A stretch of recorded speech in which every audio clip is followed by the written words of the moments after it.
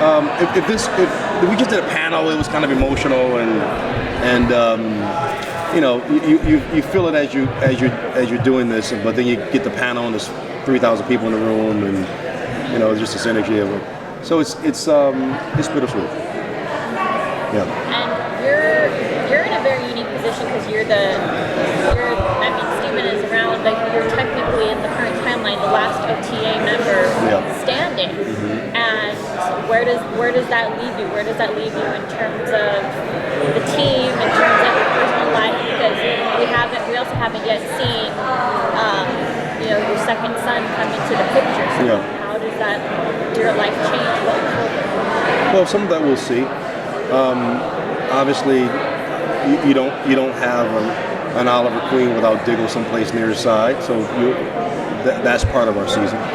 But also, just kind of, we'll wrap up those questions. There's a lot of questions that are answered in 10 episodes, which presents a bit of a challenge to the writers, but also makes each episode kind of its own little movie, because we're getting to the point very, very quickly. And for Diggle's story, it's what happens between he and Lila, who's the leader of Argus, what happens between he and his children who grow up to be influential in the future. Is he or is he not Green Lantern? Those are kind of the big questions.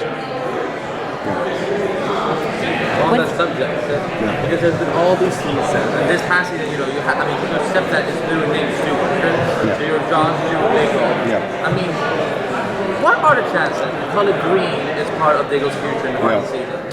You know something? It's I don't know if I had to put a percentage on it, I don't know.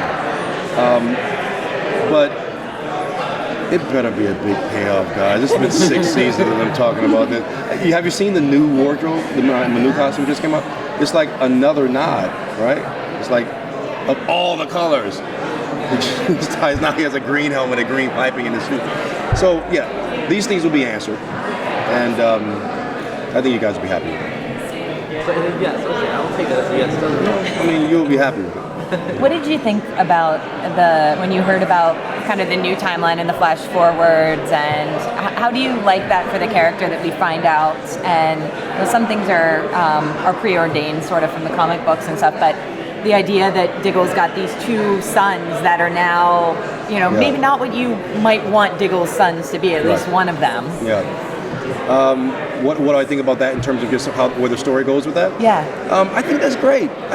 I mean, it just somebody as you'll see that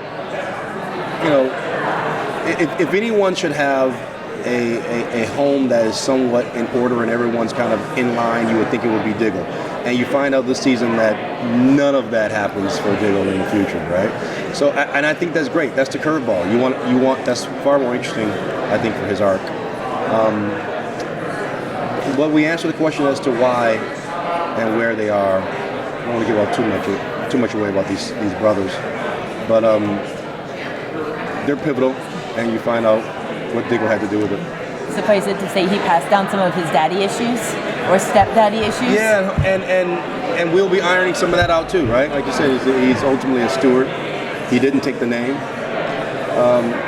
Maybe it does, or maybe it doesn't change this season. This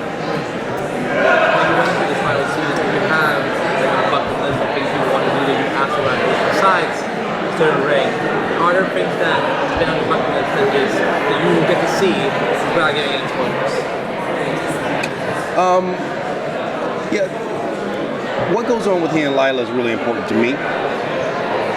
Just Diggle has always kind of been, I think probably one of the more centered characters. He has a family, he has a child.